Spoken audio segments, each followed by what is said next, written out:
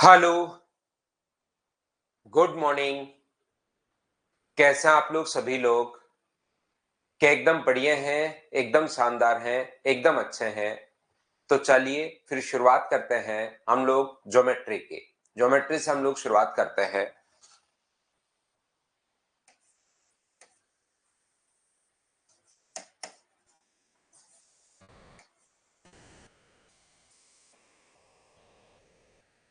यहाँ पर ध्यान से समझने की कोशिश करना आप लोग, प्रत्येक बच्चा इंपॉर्टेंट टॉपिक है ये।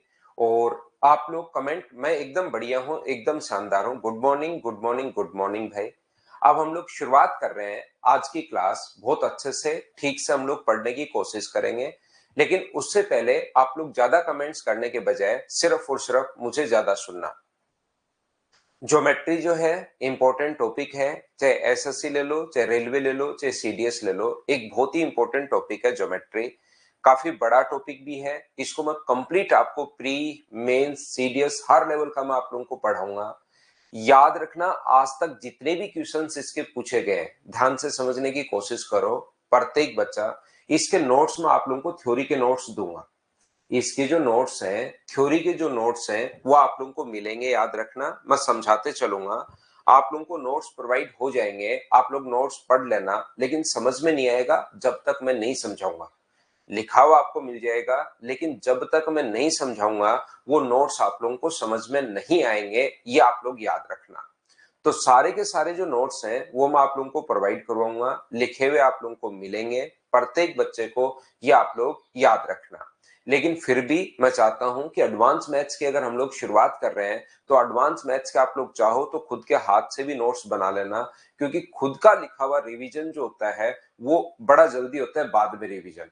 इसका मतलब ये नहीं है कि कुछ बच्चे शुरुआत में ही टाइम खराब करना शुरू कर देते हैं। वो एक नंबर जैसे पॉइंट मैंने पढ़ाया, ऊपर मैंने डाला, जैसे मान लीजिए ट्रायंगल,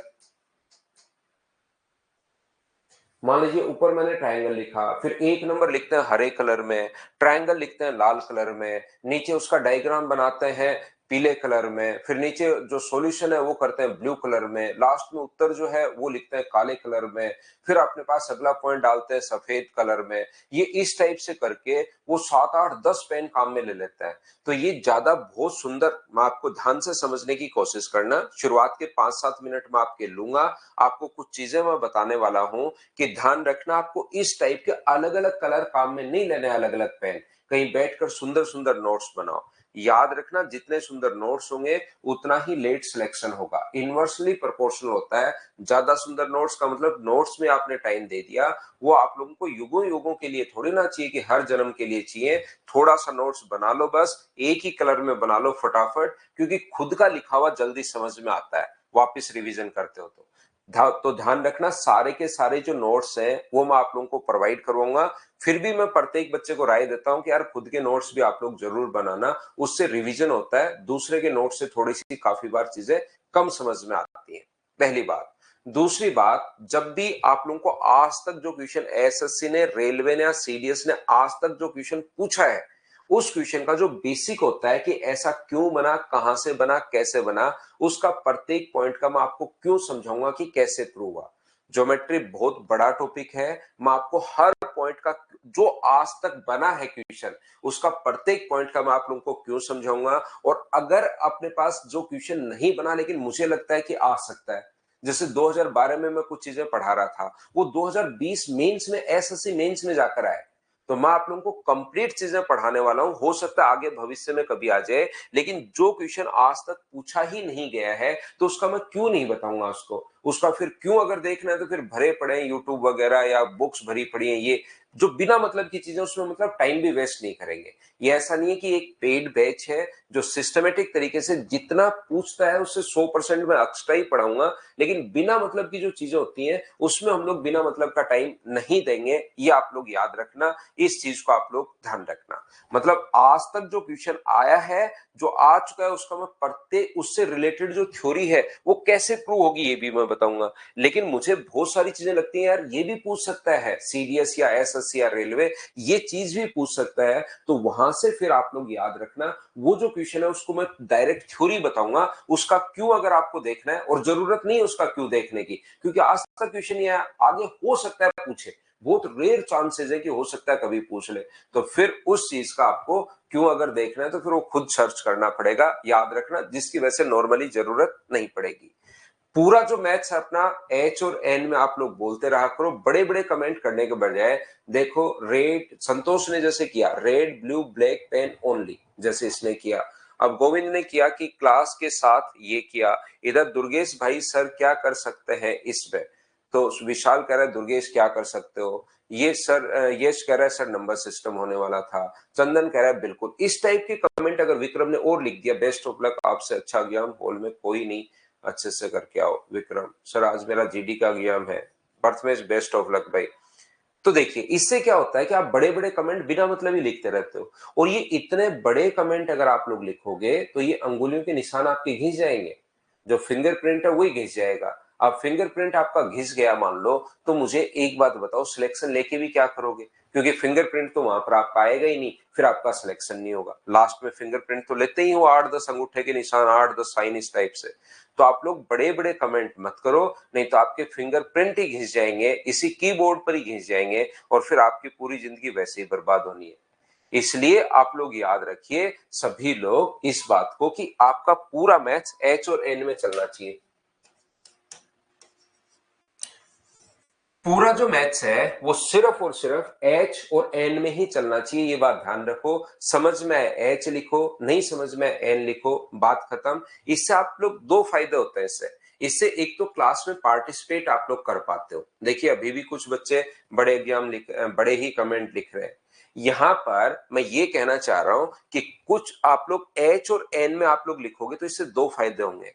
जैसे ऑफलाइन जो क्लास होती है उसमें मैं बच्चे से बुलवाता रहता हूं कि हाँ ना, हाँ बोलिए, समझ में आया, ये मैं पीछे ही पड़ा रहता हूँ कि समझ में आया क्या, आ गया क्या समझ में, प्रत्येक उसके साथ मैं पूछता रहता हूँ, प्रत्येक लाइन के साथ समझ में आया क्या, समझ में आया क्या, समझ में आया क्या, ऐसे करके प्रत्येक लाइन के साथ पूछता रहता हूँ। यहां पर ध्यान रखना, आप लोग क्या करते हो, ऑनलाइन की सबसे बड़ी दिक्कत कि आप लोग सिर्फ मोबाइल को देख रहे हो और उसमें धीरे धीरे जैसे 15-20-25 मिनट हो जाते हैं तो दिमाग फिर सिर्फ देखता रहता है, आपका दिमाग कहीं और ही चला जाता है, आप लोग ऑटो पायलट मोड पर आ जाते हो। बस सामने तो कुछ है लेकिन एरोप्लेन उड़ता जा रहा है, उड़ता जा रहा है, उड़ता जा रहा है, फिर पता ही नहीं लगता। ध्यान रखना आप लोग। तो आप लोग यहाँ पर कमेंट करने एच और एन, ताकि डेली आपका देखना आने का मन करेगा, फिर पार्टिसिपेट करोगे ना क्लास में तो उसी टाइप का माहौल मिलेगा ऑफलाइन वाले जैसा ही। पहली बात ये चीज आप लोग सारे बच्चे ध्यान रखो, तो बड़े कमेंट करने के बजाय एच और एन में चलने दो। यहाँ पर आज देखिए कितने बच्चे हैं, लेकिन मैं बता दूं जैसे ही मुझे पढ़ाते हुए 15 दिन होंगे उसके बाद यहाँ पर पढ़ने के लिए मेरे पास 50% बच्चे ही रहेंगे, याद रखना। मैं भविष्य बता रहा हूं आपका, आप लोगों का सुबह सुबह आज खड़े होके मैं भविष्य बता रहा हूं कि ओनली 50% बच्चे ही बचेंगे। क्यों? क्योंकि आप लोग पहली क्लास में, आज मैं कुछ समझाऊंगा, ऐसा हो ही नहीं सकता कि आपके समझ में नहीं आए। 100% समझ में आएगा, ध्यान रखना। कल की क्लास में समझ में आएगा, परसों थोड़ा कम समझ में आएगा। अगर डेली पढ़ोगे तो डेली आपको समझ में भी आएगा, लेकिन आज की चीज आपने अगर आज नहीं पढ़ी तो परसों की क्लास में थोड़ा थोड़ा कम समझ में आएगा, 5वीं क्लास में और कम आएगा, 10वीं क्लास में जाते जाते समझ में आना बंद, और आपका क्लास लेने का मन ही नहीं करेगा, याद रखना। आप लोग इसलिए फिर आने का मन भी नहीं करेगा अगर नहीं समझ में आएगा तो। इसलिए आप लोग खुद देखना कि 15वीं-16वीं क्लास में ज्योमेट्री में 50% बच्चे बचते हैं जो पढ़ने वाले होते हैं, और वो लास्ट तक फिर 50% रहते हैं जब तक ज्योमेट्री खत्म नहीं होती। फिर जैसे मैं मेंसुरेशन लेकर आऊंगा उसमें वापस से बहुत सारे बच्चे आएंगे, फिर से वही रेगुलर नहीं पढ़ोगे तो फिर आपका आने का मन नहीं करेगा, तो आप लोग नहीं आओगे। तो याद रखना, रेगुलर रहो, आप लोग सिर्फ और सिर्फ रेगुलर रहो, बाकी मैथ सिखाने का काम मेरा है, ये चीज आप लोग ध्यान रखो। डेली आप लोग इसको पढ़ना है। आप लोग एक प्रयोग करके देख सकते हो, आज जो मैं पढ़ाऊं अपनी नोटबुक में लिख लो, 20 दिन बाद जाकर उसको वापस पढ़ो तो आपको ये समझ में भी नहीं आएगा कि ये मैंने कब पढ़ा था, और फिर सोचते हो यार ये मेरी नोटबुक में कौन लिख गया। फिर राइटिंग मैच करते हो कि ये राइटिंग मेरी है, ये इधर वाली लिख लग तो मेरी रही है, लेकिन ये लिख कब दिया मैंने यही याद नहीं रहता 20 दिन बाद। तो रेगुलर पढ़ना, जो भी मैं पढ़ाऊं उसको पढ़कर आप लोग आया करो। मैं मानकर चल रहा हूं कि आपको ज्योमेट्री में कुछ भी नहीं आता, आपको ज्योमेट्री में कुछ नहीं आता, आप लोग पहली बार पढ़ रहे हो, ये चीज मैं मानकर चल रहा हूं। लेकिन कल की क्लास में मैं ये मानकर चलूंगा कि आपने पिछला याद कर लिया होगा। चलिए शुरुआत करते हैं। यहां पर ज्योमेट्री के अंदर अपने पास बहुत सारी चीजें हैं। ज्योमेट्री जो अपने पास है उसमें बहुत सारे पॉइंट अपने पास है, जैसे अपने पास लाइन एंड एंगल्स है,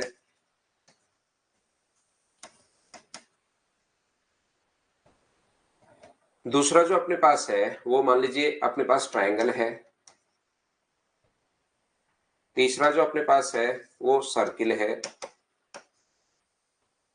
चौथा जो अपने पास है वो क्वाड्रेटल है, पांचवा जो अपने पास है वो पॉलीगन है। ये इस प्रकार से अपने पास यहाँ पर पॉइंट है, 5 पॉइंट है। ये ज्योमेट्री के अंदर जो अपने पास है ये अपने पास 5 पॉइंट होंगे। 5 पॉइंट को प्रत्येक को हम लोग बहुत बेसिक से बहुत अच्छे से बहुत ढंग से पढ़ने वाले हैं। जैसे ट्रायंगल की अगर मैं बात करूं, जब आपके दिमाग में एक पिक्चर रहती है कि कहां पर कौन सी चीज हम लोगों को पढ़नी है, तो आपको चीजें ज्यादा भी समझ में आती है। जैसे हम लोग जैसे इस ज्योमेट्री के 5 पॉइंट हैं, ज्योमेट्री के जो 5 पॉइंट है उसमें जो क्वाड्रेटल है वो मैं मेंसुरेशन के साथ पढ़ाऊंगा आपको। ये वाला जो पॉइंट है ये मैं आप लोगों को पढ़ाने वाला हूं मेंसुरेशन जब हम लोग पढ़ेंगे, क्योंकि क्वाड्रेटल के इक्वेशन ज्योमेट्री में कम और मेंसुरेशन के ज्यादा आते हैं। तो क्वाड्रेटल की ज्योमेट्री भी मैं मेंसुरेशन के साथ आप लोगों को जस्ट मेंसुरेशन से जस्ट पहले आप लोगों को क्वाड्रेटल की ज्योमेट्री भी मैं आप लोगों को बता दूंगा मेंसुरेशन के साथ। जैसे अगर हम लोग ट्रायंगल की बात करें तो ट्रायंगल में हम लोग फिर से इसको पॉइंट में बांट लेंगे। जैसे अपने पास सबसे पहले हम लोग बेसिक पढ़ने वाले हैं, फिर हम लोग 4 सेंटर के बारे में पढ़ेंगे, इन सेंटर, सेंट्रोइड, सरकम सेंटर और ऑर्थो सेंटर। फिर हम लोग यहां पर कॉन्ग्रेंसी और अपने पास सिमिलरिटी 7 नंबर। 8 नंबर अपने पास हम लोग सीवीएन के बारे में पढ़ लेंगे। 9 नंबर हम लोग एमपीजी के बारे में पढ़ लेंगे और 10 नंबर हम लोग मिसलेनियस कोई पॉइंट अगर होगा मिक्स करके तो वो हम लोग पढ़ लेंगे। ये अपने पास 10 पॉइंट हम लोग पढ़ने वाले हैं। किसके अंदर 10 पॉइंट हम लोग पढ़ने वाले हैं यहाँ पर ट्रायंगल के अंदर। ट्रायंगल का जो अपने पास है यहाँ पर ध्यान से समझने की कोशिश करना। ट्रायंगल जो अपने पास है उसमें याद रखना फिर से, जैसे इसके हम लोग पढ़ लेंगे 7 पॉइंट, इसके हम लोग पढ़ लेंगे 13 पॉइंट्स, सेंट्रोइड के फिर से हम लोग 13 पॉइंट्स पढ़ लेंगे, इसके हम लोग पढ़ लेंगे जैसे 10 पॉइंट, इसके अपने पास 10 पॉइंट होंगे। इसके अपने पास कॉन्ग्रुएंसी की अगर बात करें तो अपने पास 3 पॉइंट कॉन्ग्रुएंसी ऐसे ये अपने 4 मान लीजिए। सिमिलरिटी के आप लोग 7 पॉइंट मान लीजिए। सीवीएन के अपने पास यहाँ पर 5 पॉइंट मान लीजिए। ऐसी एमपीजी अपने पास 2 पॉइंट मान लीजिए और मिसलेनियस के 5-6 पॉइंट और मान लीजिए। तो टोटल करके इस प्रकार से अपने पास ट्रायंगल की अगर हम लोग बात करें तो अपने पास ये जो हुआ है 20, 33, 43, 53, 57, अपने पास यहाँ पर 64 और अपने पास 10, लगभग अपने पास 75 पॉइंट अपने पास मान लीजिए। अप्रोक्स में 75 पॉइंट इसके हैं। टोटल अगर हम लोग बात करें सर्किल की बात करें तो इसके मान लीजिए अपने पास 25 पॉइंट, इसके मान लीजिए 8-10 पॉइंट, ऐसे करके टोटल 140 पॉइंट के अप्रोक्स है टोटल ज्योमेट्री। ये 140 पॉइंट बहुत ज्यादा भी नहीं है। जैसे जैसे हम लोग समझते चलेंगे सारी चीजें आपकी क्लियर होती हुई चली जाएंगी, लेकिन एकदम सिस्टमेटिक तरीके से हम लोग पढ़ने वाले हैं कि मैं आपको सबसे पहले मानकर चल रहा हूं कि आपको कुछ नहीं आ रहा है, एकदम आप लोग बेसिक एकदम जीरो आप लोग हो। इस टाइप से सारे के सारे जो पॉइंट्स हैं वो हम लोग पढ़ते रहेंगे। याद रखना, मैं फिर बता रहा हूं, जो क्वेश्चन आज तक आ चुका है उसको हम लोग हमेशा और हमेशा प्रूव करते हुए चलेंगे कि कहां से कैसे और क्यों बना। और ज्योमेट्री पढ़ने का सबसे बढ़िया तरीका आपको लगता है सर मैं देखते ही क्वेश्चन को इस पर ऐसी कमांड करना चाहता हूं कि कोई भी क्वेश्चन आ जाए मैं 100% कर लूं, तो उसका सिर्फ और सिर्फ एक ही तरीका है। प्रत्येक बच्चा ध्यान रखना कि यहां पर अपने पास जो भी चीज आपको दिखाई दे ज्योमेट्री में उससे पहले क्यों लगा दिया करो कि ऐसा क्यों हुआ। जब आपको कोई भी पॉइंट दिखाई दे ज्योमेट्री का करने का जो तरीका होता है, आपको लगता है मेरी भयंकर सर कमांड होनी चाहिए कि मेरे पास तो कोई क्वेश्चन आ जाए कभी भी तो मैं उसको तुरंत कर लूं, कभी ऐसा नहीं होना चाहिए कि नहीं कर पाऊं। उसका सिर्फ और एक ही तरीका है और वो ये है कि हर पॉइंट के साथ क्यों लगा दो कि ऐसा क्यों हुआ।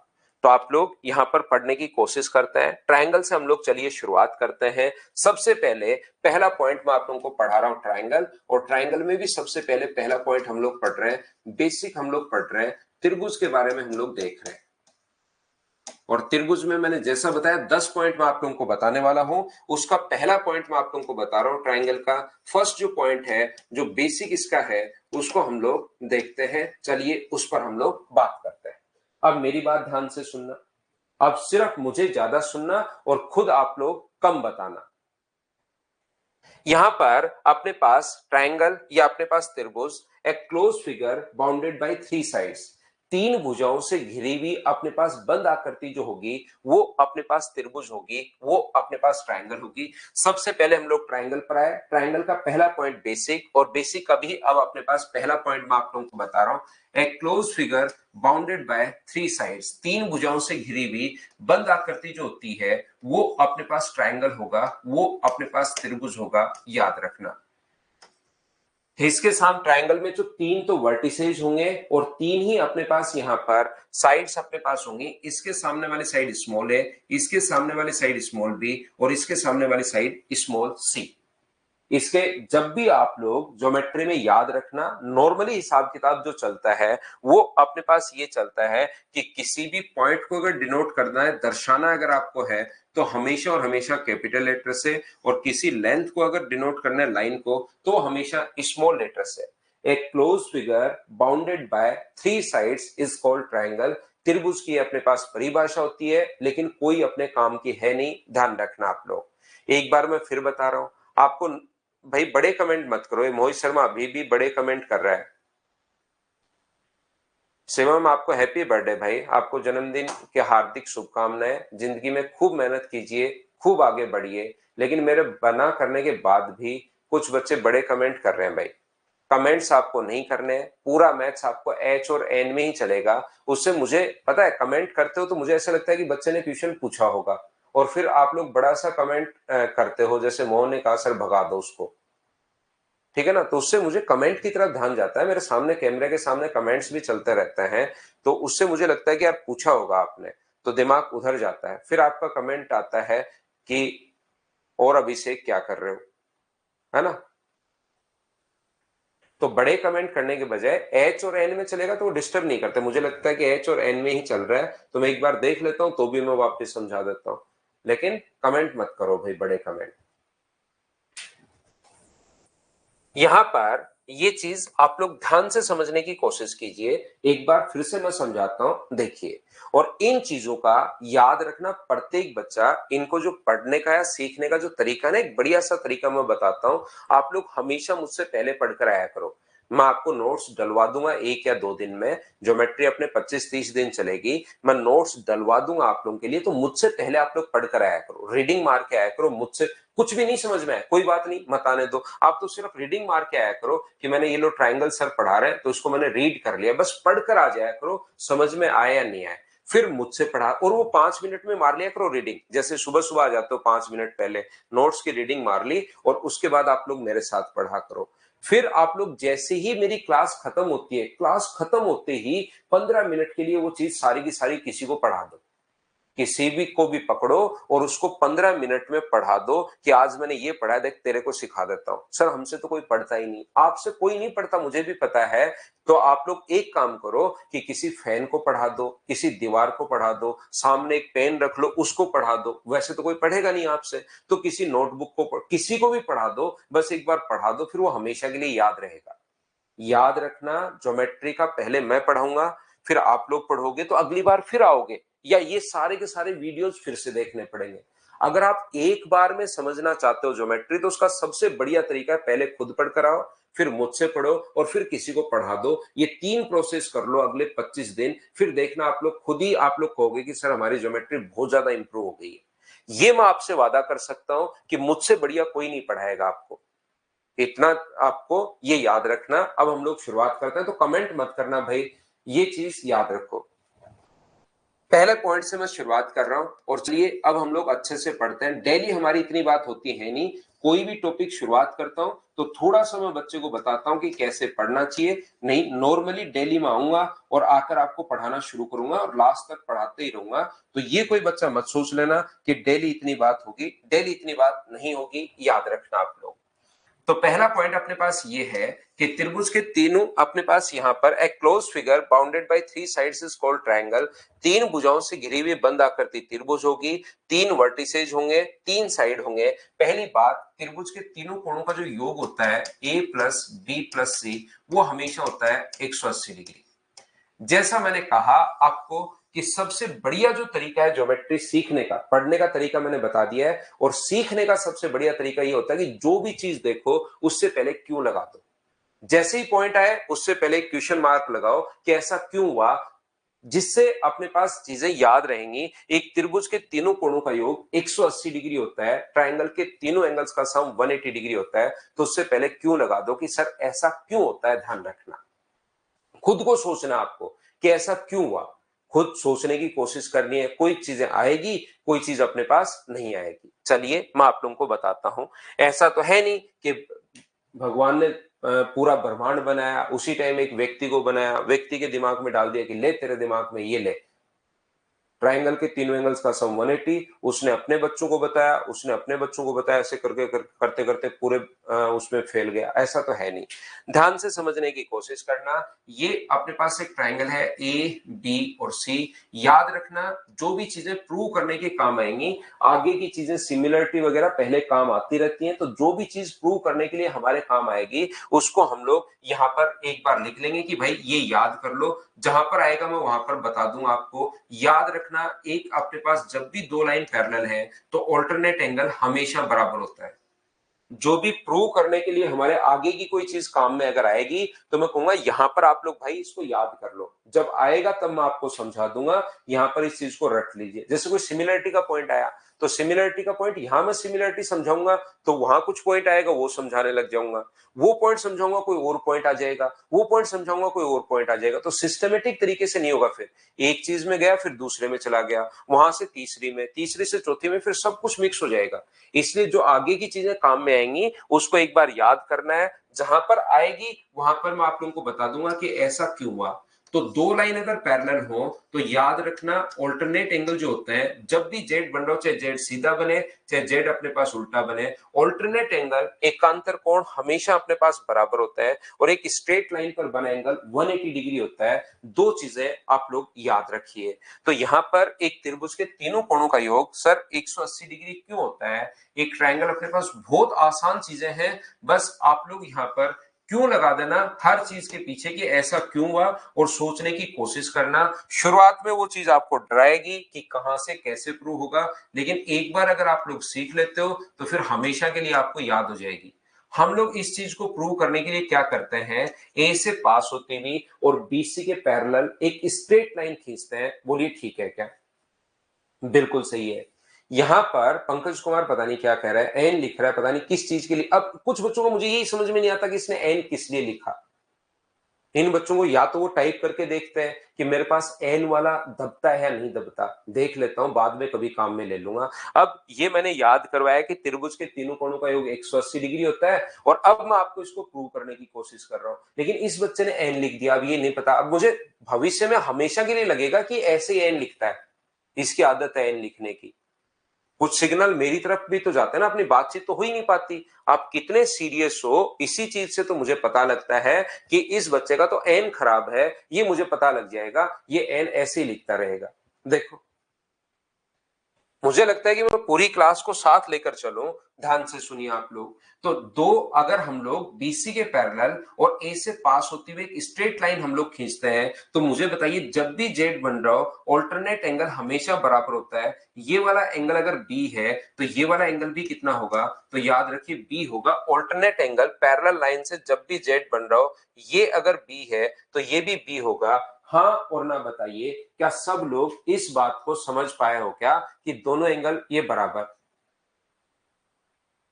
एकांतर कोण हमेशा बराबर होते हैं। ऑल्टरनेट एंगल जब भी पैरेलल लाइन अगर हो तो ऑल्टरनेट एंगल एकांतर कोण बराबर होते हैं। ये वाला एंगल अगर सी है तो पैरेलल लाइन अगर है तो ये वाला एंगल भी अपने पास सी होगा, ये लीजिए। और ये वाला एंगल अपने पास क्या है, तो आप कहोगे सर ये वाला तो पहले से ए है ही। और एक स्ट्रेट लाइन पर कितने भी एंगल बनो, 1 2 3 4 5 कितने भी बनो, उन सभी का जो हमेशा सम होता है वो अपने पास 180 डिग्री होता है। तो पहला पॉइंट, त्रिभुज के तीनों कोणों का योग 180 डिग्री होता है। मुझे एक बात बताइए, क्या प्रत्येक बच्चा इस बात को समझ पाया है क्या कि ट्राइंगल के तीनों एंगल्स का सम 180 डिग्री होता है?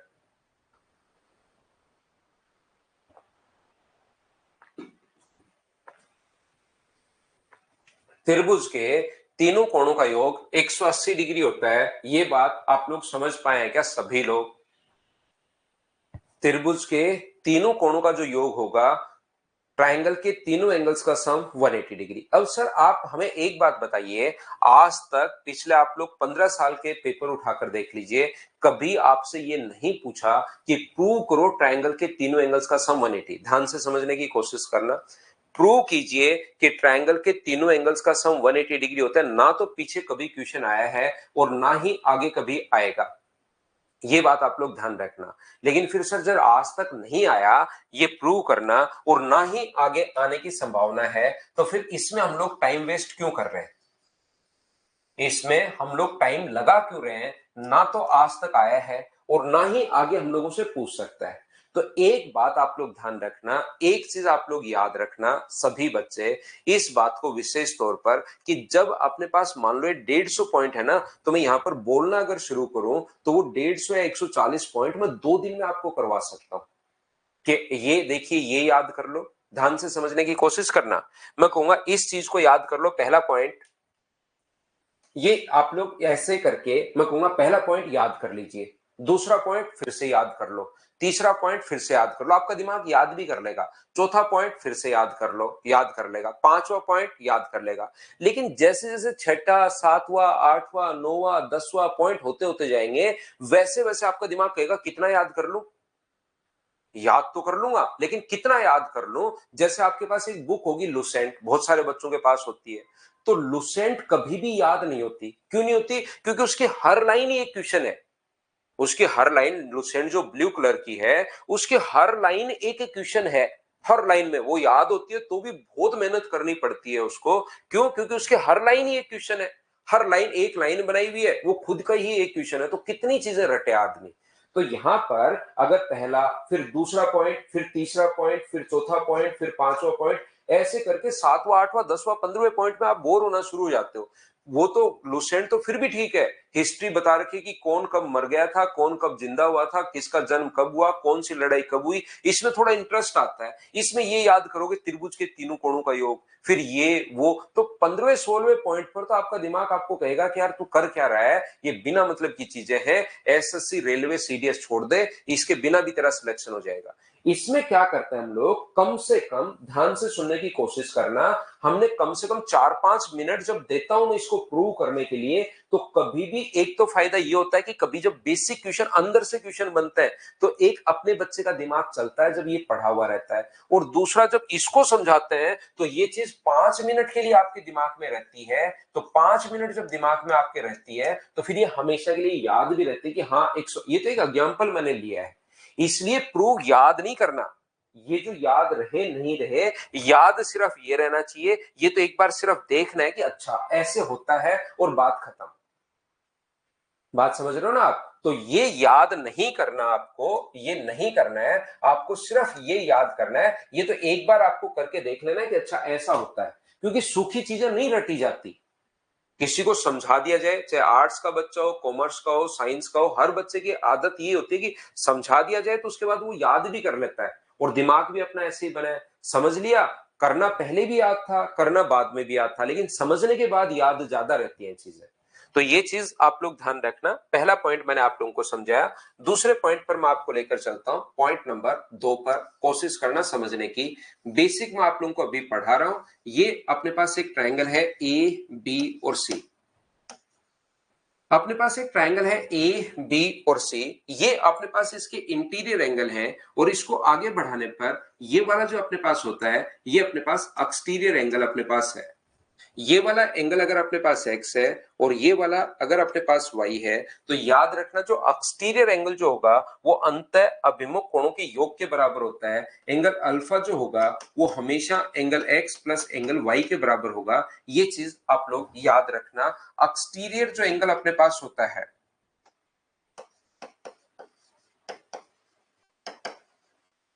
एक्सटीरियर जो एंगल अपने पास होगा वो बराबर होगा सम ऑफ इंटीरियर अपोजिट।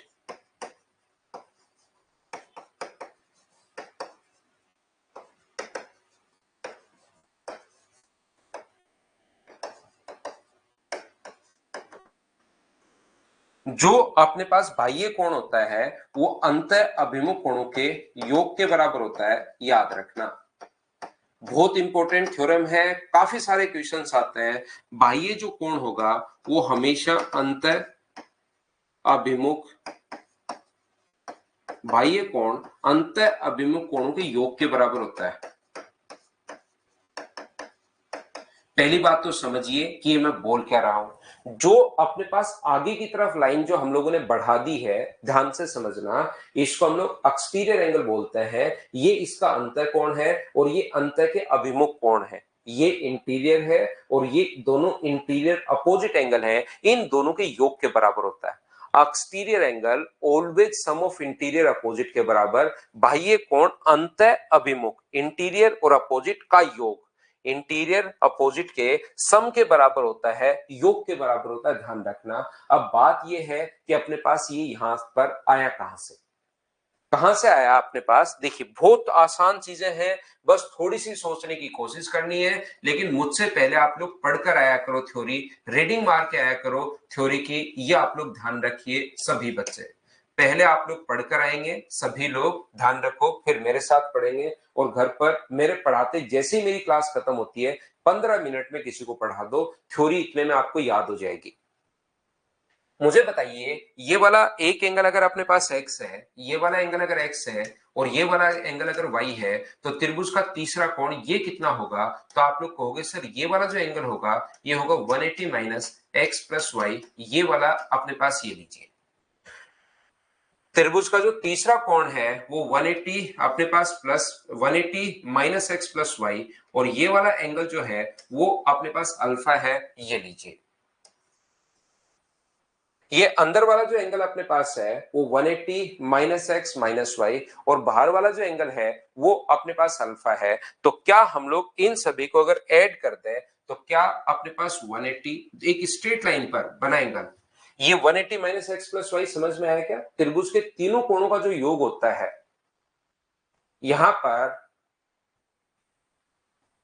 तीनों कोणों का जो प्रैक्टिस, एक बच्चा कह रहा है सर आकाश सर आप अपना प्रैक्टिस बैच निकालते हो क्या। आप लोग बताइए भाई, प्रैक्टिस करने की आपको जरूरत है तो हम लोग बैच ले आएंगे एक, और अगर आप लोग कर पाते हो साथ साथ तो फिर तो क्यों ही लाना। अगर आपको लगता है, सभी बच्चे बता दीजिए, अगर आपको प्रैक्टिस बैच की जरूरत है तो अपन ले आते हैं, ठीक है ना। और नहीं है तो फिर अगर साथ साथ आप कर लेते हो तो फिर नहीं लाते, नहीं है ना, साथ साथ कर लेते हो तो फिर क्यों लाए आप। तो देखिए आप लोग ध्यान से समझने की कोशिश करना। एक x है, एक अपने पास y है, ये वाला जो एंगल अपने पास होगा वो 180 माइनस एक्स प्लस अपने पास y, इन दोनों को जोड़ के 180 में से अगर घटा दिया जाए तो मुझे एक बात बताओ, ये वाला एंगल, सभी लोग हाँ बोल रहे हैं कि समझ में आ गया, ठीक है।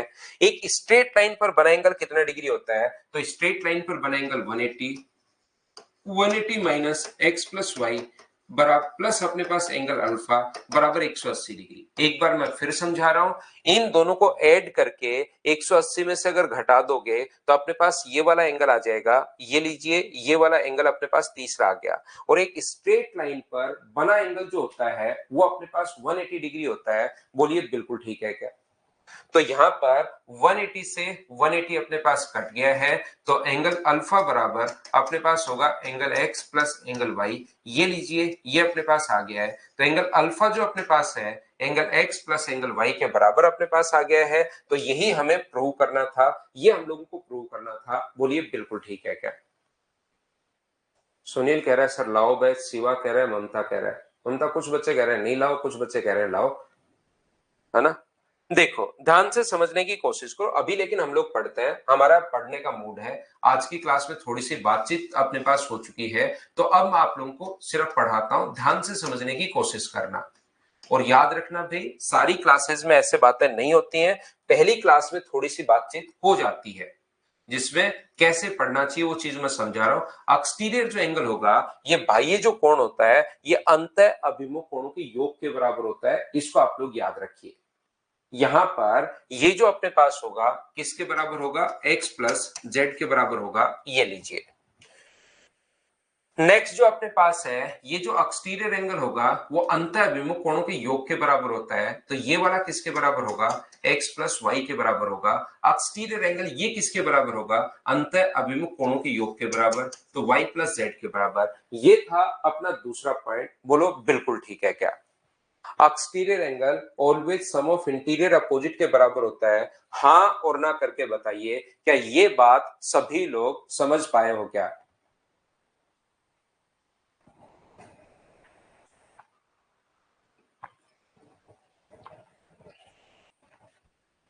उम्मीद है आप लोग प्रत्येक बच्चा इस चीज को ढंग से बढ़िया से समझ में आया होगा। दूसरा पॉइंट आप लोग याद रखना, exterior angle always sum of interior opposite के बराबर होता है। तो चलिए हम लोग आगे बढ़ते हैं। नेक्स्ट जो अपने पास लिखा हुआ है, ये वाला जो अपने पास है 3 नंबर पॉइंट, मुझे एक बात बताना, आप लोग सभी लोग ध्यान से समझिए, अच्छे से समझिए, आप लोग सभी लोग, exterior angle sum of interior opposite के बराबर होता है। बिल्कुल बेसिक पॉइंट मैं आप लोगों को बता रहा हूं, बाह्य कोण अंतः अभिमुख कोणों के योग के बराबर होता है, अच्छे से मैंने आपको समझा दिया है। ये जो अपने पास लिखा हुआ है, ध्यान से समझना, एक सिटी है अपने पास बी से सी पर। मेरी बात ध्यान से सुनिए, जो मैं बोल रहा हूं वो रिलेटेड चीजें मैं बोलता रहता हूं ताकि चीजें आपको समझ में आए। तो आप मेरी बात को ध्यान से, अच्छे से, ढंग से, ठीक टाइप से समझने की कोशिश करो।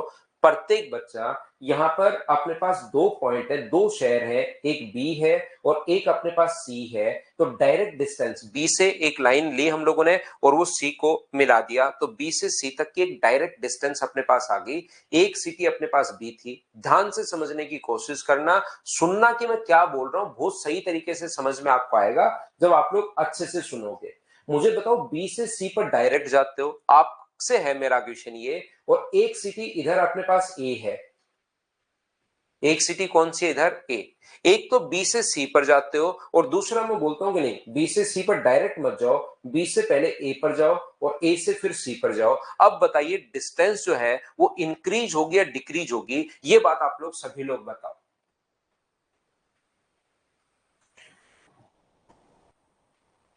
जगवीर कह रहे सर आप बहुत अच्छा पढ़ाते हैं। जगवीर भाई लेकिन अभी आप पढ़िए, बिल्कुल आप पढ़ाई पर ध्यान रखिए, हम लोग बिल्कुल सीरियसली पढ़ेंगे। आप यहाँ पर मुझे ओनली ये बताइए कि अपने पास बी से सी पर एक तो आप लोग डायरेक्ट जाते हो, एक बी से ए पर गए और ए से सी पर गए, तो डिस्टेंस जो इंक्रीज होगी या डिक्रीज होगी, सारे बच्चे बोल रहे हैं इंक्रीज होगी, जो कि बिल्कुल ठीक है। मतलब इतना कॉमन सेंस आप में है सभी बच्चों में। तो मुझे एक बात बताइए, ये वाली साइड ट्राइंगल में हम लोग स्मॉल ए बोलते हैं, ये हम लोग स्मॉल बी बोलते हैं और ये हम लोग स्मॉल सी बोलते हैं। तो क्या दो भुजाओं का योग जो बी और सी को अगर हम लोग ऐड करते हैं तो क्या वो हमेशा ए से बड़ा होगा, बोलिए बिल्कुल ठीक है क्या। अगर बी और सी को हम लोग ऐड करते हैं तो क्या वो हमेशा और हमेशा, मुझे बताइए, ए अपने पास ए से बड़ा होगा, क्योंकि जो डायरेक्ट डिस्टेंस अपने पास है किसी भी ट्राइंगल में ए, बी और सी में, तो मुझे बताइए ये अगर ए है और ये अगर बी है तो ये अगर सी है, तो पहला पॉइंट में इसके अंदर क्या लिख सकता हूं क्या, कि दो भुजाओं का जो योग होगा बी प्लस सी वो हमेशा बड़ा होगा किससे, ए से। बताओ ऐसा लिखा जा सकता है क्या। यहां पर आपने, और यही है तीसरा पॉइंट, यही है थर्ड पॉइंट, आपको खुद को ही समझ में आ गया है कि ट्रायंगल की दो साइड्स का सम हमेशा तीसरी से बड़ा होता है। आप इसमें भी देख सकते हो कि सर एक तो ए से सी पर डायरेक्ट जाते हो आप लोग, एक तो ए से सी पर डायरेक्ट जाते हो, एक ए से पहले बी पर गए और बी से फिर सी पर आए, तो डिस्टेंस बढ़ेगी या घटेगी, तो आप कहोगे जरूर बढ़ेगी सर। तो अपने पास ए प्लस सी का जो मान अपने पास होगा वो किससे बड़ा होना चाहिए, a प्लस सी का मान b से अपने पास बड़ा होना चाहिए। ऐसे ही जो डायरेक्ट, एक तो a से b पर जाते हो, डायरेक्ट जाते हो तो ये डिस्टेंस है, फिर a से पहले c पर गए, c से b पर आए, ऐसे अगर जाओगे तो डिस्टेंस बढ़ेगी। तो अपने पास यहाँ पर b प्लस अपने पास a जो होगा वो ग्रेटर देन होगा c, मतलब त्रिभुज की दो भुजाओं का योग हमेशा तीसरी से बड़ा होता है, थर्ड से बड़ा होगा। क्या ये चीज आप लोग याद कर पाए हो क्या? आप लोग सभी लोग समझ पाए हो क्या? बताओ। ये था अपना तीसरा पॉइंट। एक एक पॉइंट मैं आपको समझाता रहता हूं, आगे मैं बढ़ता रहता हूं। ट्रायंगल की दो साइड्स का जो सम होगा वो ऑलवेज थर्ड से बड़ा होगा, हमेशा तीसरी से बड़ा होगा। क्या आप लोग इस बात को समझ पाए हो क्या? बताओ मुझे। ठीक है, तो यहां पर छोटे छोटे क्वेश्चंस, आजकल तो इसके क्वेश्चन कम जैसे, लेकिन शुरुआत में 2010 में जब ज्योमेट्री आनी शुरू हुई थी, 2011 मेंस में सॉरी, तो उस टाइम छोटे छोटे क्वेश्चन पूछ लेता था कि बताओ निम्न में से किससे ट्रायंगल बनाना पॉसिबल नहीं है। ए बी अपने पास यहां पर सी और डी, ये होगा 3 4 और अपने पास 5 7 8 और 9 है, 3 5 और 8 है, 7 11 और 13 अपने पास है। अब यहां पर इस टाइप की क्वेश्चन पूछ लेगा कि बताओ निम्न में से किससे ट्रायंगल बनाना पॉसिबल नहीं है, किससे त्रिभुज बनाना संभव नहीं है, ये बात हम लोगों से पूछ लेता है। तो आप लोग मुझे एक बात बताओ, निम्न में से किससे त्रिभुज बनाना संभव नहीं है, किससे ट्रायंगल बनाना पॉसिबल नहीं है?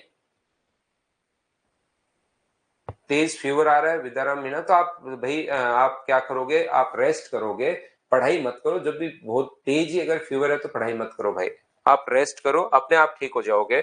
और फिर उसके दवाई तो लेनी है, जब तबीयत ठीक हो जाए तब आप पढ़िए। तो यहाँ पर 3 और 4 7 5 से बड़ा है, 4 एंड 5 9 3 से बड़ा है, 5 एंड 3 8 4 से बड़ा है। कोई भी दो साइड अगर ऐड करते हो तो तीसरी से बड़ी आनी चाहिए। यहाँ तो 3 और 5 8 इसके बराबर आ रहा है, इसका मतलब इससे ट्रायंगल बनाना संभव नहीं है। और यही तो वो पूछ रहा है कि किससे ट्रायंगल बनाना संभव नहीं है।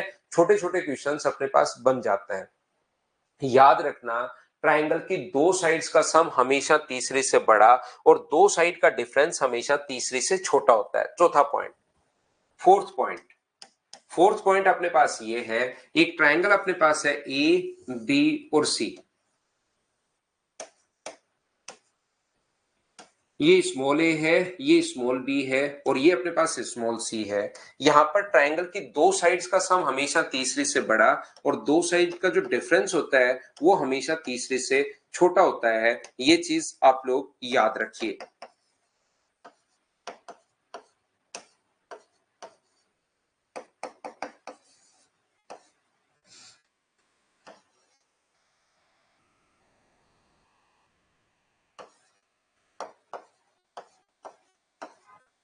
ट्रायंगल की दो साइड का सम हमेशा तीसरी से बड़ा और दो साइड का डिफरेंस हमेशा तीसरी से छोटा होता है। लेकिन अब की बार सर ये क्या लगा दिया, ये मोड आपने क्या लगा दिया, ये चीज का मतलब होता है कि चाहे बी में से सी माइनस करने पर पॉजिटिव आए या नेगेटिव आए, आपको हमेशा पॉजिटिव लेना है। ये चीज आप लोग ध्यान रखना।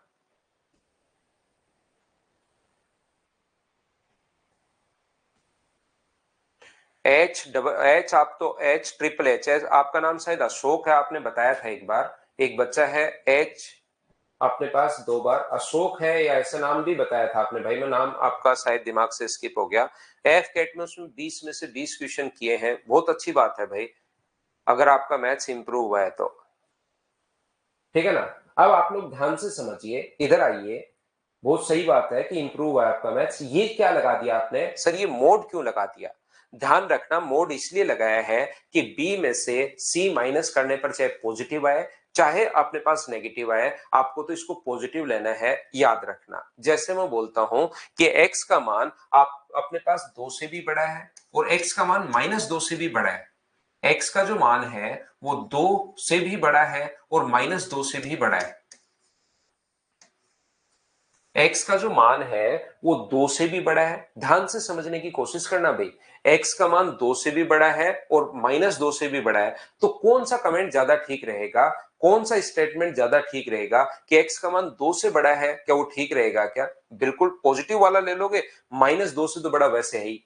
अगर आप लोग, जैसे मैं क्या कहना चाह रहा हूं, मैं ये बताना चाह रहा हूं कि मान लो आपको किसी ने एक स्टेटमेंट दिया कि एक व्यक्ति आपके घर पर आता है, ध्यान से इन चीजों को ध्यान से समझिए ताकि मैं हर चीज बताता हूं। देखिए, जो भी मेरे पिछले 15 साल 14 ईयर के कैरियर में ऑफलाइन मुझसे किसी बच्चे ने पूछा है या ऑनलाइन किसी बच्चे ने पूछा है, तो सारे के सारे क्वेश्चंस का आंसर मैं यहाँ कोई पूछे या नहीं पूछे मैं देता रहता हूँ। क्यों देता रहता हूँ? क्योंकि मुझे लगता है यार ऑनलाइन में किसी बच्चे की ऐसे प्रॉब्लम होगी। इसीलिए आप लोगों ने देखा होगा कि मेरी क्लास में क्वेश्चंस आपके दिमाग में बहुत कम बनते हैं, और जो क्वेश्चन बनता है उसका रिप्लाई मेरी तरफ से आपको वैसे ही मिल जाता है अगर ध्यान से समझते हो तो। लगभग क्वेश्चन का, मैं 100% की बात नहीं कर रहा हूं, लेकिन लगभग क्वेश्चन जैसे आपके दिमाग में बना उसका रिप्लाई थोड़ी देर बाद या थोड़ी देर पहले आपके तुरंत मिल जाता है, क्योंकि जितने आज तक क्वेश्चंस पूछे गए वो सारे मैं बताता रहता हूं। तो इनको ध्यान से सुना करो, एक दूसरे बच्चे के कमेंट पढ़ने के बजाय आप चीजें ध्यान से सुनने की कोशिश किया करो। मैं आपको क्या कह रहा हूं, एक स्टेटमेंट मैंने बोला, एक बंदा आपके घर पर आया, वो आपसे भी बड़ा है और आपके बड़े भाई से भी बड़ा है। एक बंदा आपके घर पर आता है, एक व्यक्ति आपके घर पर आता है, वो आपसे भी बड़ा है और आपके बड़े भाई से भी बड़ा है। तो इसके लिए कौन सा स्टेटमेंट आप दोगे? इन दोनों में से एक स्टेटमेंट देना आपको किसी और व्यक्ति को, तो वो समझ जाए कि वो बंदा क्या होगा, क्या है, आप दोनों से बड़ा है या आपसे बड़ा है, आपके बड़े भाई से बड़ा है। कौन सा स्टेटमेंट उसको बताना पड़ेगा, बताओ। तो आप कहोगे सर मैं एक स्टेटमेंट बोल दूं किसी व्यक्ति को, उसको मैं बोलूं कि वो मेरे बड़े भाई से बड़ा है, तो इसी स्टेटमेंट में वो समझ जाएगा कि मेरे से तो बड़ा होगा ही होगा। अगर आपने सिर्फ ये बोला कि वो आपसे बड़ा है, तो मुझे बताइए क्या कोई व्यक्ति समझ पाएगा कि आपके बड़े भाई से बड़ा है या नहीं है? तो नहीं समझ में आएगा। तो उसको एक स्टेटमेंट देना पड़ेगा कि मेरे बड़े भाई से बड़ा है, तो इसका मतलब आपसे तो बड़ा होगा ही होगा, ध्यान रखना। तो इसी तरीके से अपने पास यहाँ पर कोई भी जो वैल्यू अपने पास अगर +-2 से बड़ी है, तो आप लोग बोल सकते हो कि सर ये +2 से बड़ी है, तो जो संख्या +2 से बड़ी है वो -2 से तो ऑब्वियसली बड़ी होगी होगी, उसमें ज्यादा आपको विचार करना है नहीं। जो आपसे, आपके बड़े भाई से बड़ा है, वो आपसे तो बड़ा होगा ही होगा, इसमें ज्यादा चीज तो आपको सोचने की जरूरत है ही नहीं। बताओ। तो आपको हमेशा इसमें क्या लेना है? पॉजिटिव लेना है, ये बात ध्यान रखना, इसको आप लोग याद रखना। अब बात ये है कि सर आया कैसे? बात यह है कि सर आया कैसे, मुझे एक छोटी सी बात बताओ, सारे बच्चे मिलकर ध्यान से समझना। ये थोड़ी देर पहले मैंने प्रूव किया था आपके लिए। तो यहां से मुझे एक बात बताओ, क्या अपने पास मैं लिख सकता हूं क्या इस चीज से, या इससे लिख लो, दूसरे से लिख लो, इससे लिख लो, क्या मैं इससे लिख सकता हूं क्या कि ए का मान बड़ा होगा B-C से? और यहां से मैं ये भी लिख सकता हूं ए जो होगा वो बड़ा होगा C-B से। ध्यान से समझिए, ए का मान B-C से भी बड़ा है, ए का जो मान है वो B-C से भी बड़ा है, और ए का मान C-B से भी बड़ा है। अगर ए का मान दोनों से ही बड़ा है, तो इसमें से एक तो पॉजिटिव है और एक नेगेटिव है। मुझे नहीं पता कि कौन सा पॉजिटिव और कौन सा, ये कैसे लिख दिया मुझे बताओ, समझ पाए हो क्या? प्लस वाला मैंने थोड़ी देर पहले समझा, और इसके बाद मैं यहां से C उठाकर आगे ले गया हूं, B-C, B उठाकर आगे ले गया हूं C-B। ये बात बताओ, एक एक दो बच्चे, एक तो मलिक और एक विक्रम मना कर रहे हैं, तो मुझे पहले इतना ही बताओ, क्या सब लोग समझ पाए हो क्या कि ये कैसे लिख दिया? एक तो पंकज ITI है जो काफी दिन बाद आया है, एक इधर विक्रम है, एक मलिक है, ये मैंने कैसे लिख दिए बताओ, समझ पाए हो क्या भाई?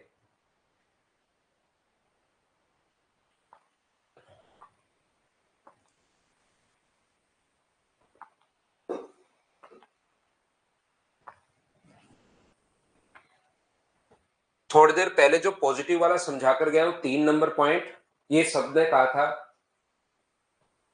3 नंबर पॉइंट प्रत्येक से। अब ये मलिक एक बच्चा तो मना ही कर रहा है, अब मुझे बताओ इस बच्चे को मैं कैसे समझाऊं? अब अगर आप लोग प्लस का है तो आगे जाके माइनस का होता है, और माइनस का है तो प्लस का होता है। देखिए आपको दूसरी तीसरी चौथी क्लास का मैथ्स आना चाहिए, क्योंकि ये कंपटीशन का मैथ्स है। आपको मैं हमेशा, मैं हर किसी भी बच्चे को मैथ्स सिखा सकता हूं, लेकिन कंडीशन है कि आपको तीसरी चौथी क्लास का मैथ्स तो आना ही चाहिए भाई।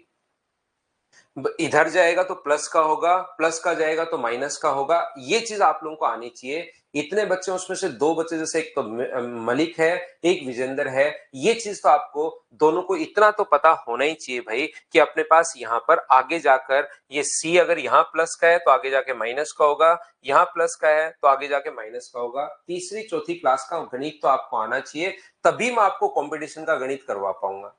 इससे क्या होगा, नहीं तो वो जो बच्चे होंगे ना जो रियल में सिलेक्शन लेने वाले हैं, उनका लॉस हो जाएगा, मलिक भाई और विक्रम भाई। दिक्कत ये है। आपको तीसरी चौथी मैंने ये पूछा कि ये बात समझ में आई या नहीं आई, तो ये थोड़ी देर पहले मैंने समझाई है। विक्रम और एक मलिक, दो लोग, और एक इधर पंकज आईटीआई, ये तीन लोग इसके लिए मना कर रहे हैं। तो मैं आपको तीनों को एक राय दूंगा भाई कि आपका तीसरी चौथी क्लास का गणित तो आपको आना चाहिए, नहीं तो जो बच्चे रियल में यहां से सिलेक्शन लेकर जाएंगे उनका मेरी तरफ से लॉस हो जाएगा, इतना आपको पता होना चाहिए। विक्रम कह रहा आ गया आप, ऐसे अब तो नहीं आया विक्रम, आपको एन या तो लिखने की आदत है। अब मुझे बताओ, एक अपने पास वैल्यू बी और सी का मान कुछ भी हो सकता है। बी और सी का मान 4 और 3 मान लो, 4 और 3 मान लो, तो ए का मान अपने पास 1 से बड़ा होगा, और ए का मान यहां से सोल्व करोगे 4 और 3 तो -1 से बड़ा होगा।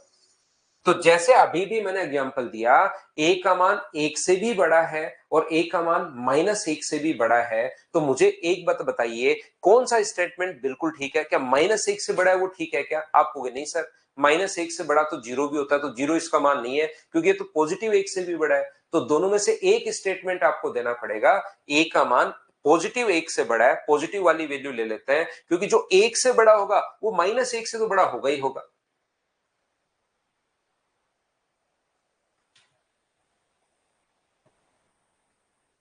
क्योंकि आप लोगों को ये जो अपने पास लिखा हुआ है ना, ध्यान से सुनिए, ये ग्रेटर देन लेस देन का साइन, ये जो साइन है, ये अपने पास यहां पर जो है, ये अपने पास जो साइन है, ये अपने पास फर्स्ट क्लास में आता है।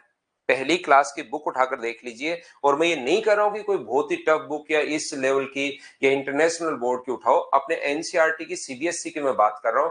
पहली क्लास में ये अपने पास है, ये वाली जो चीजें हैं ये फर्स्ट क्लास में अपने पास है, क्योंकि मेरा बेटा फर्स्ट क्लास में है, तो उसको अभी उसके फाइनल एग्जाम में, तो उसको मैंने देखा उसकी बुक में ये है कि मतलब कौन सा छोटा नंबर है, कौन सा बड़ा नंबर है। उनको वो नहीं सिखाते क्या, मगरमच्छ का मुंह किधर खुला है वो बड़ा होगा, किधर से बंद है वो छोटा होगा, ऐसे उनके मैम जो है वो उनको सिखाता है।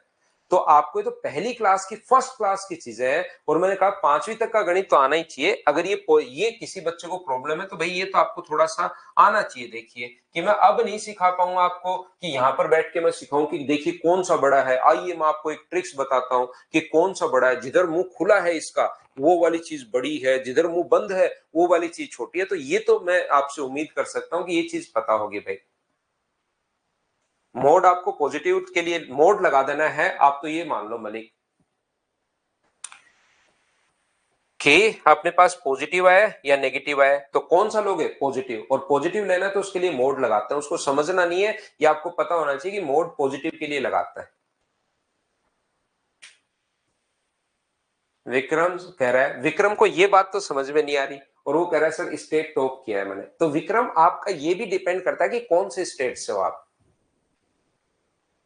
ये भी इस पर डिपेंड करता है कि कौन से स्टेट से आप हो, और उस टाइम जब टॉप किया था तब जांच वांच हुई थी नहीं हुई थी, ये चीज आप देखना पड़ेगा भाई सारी।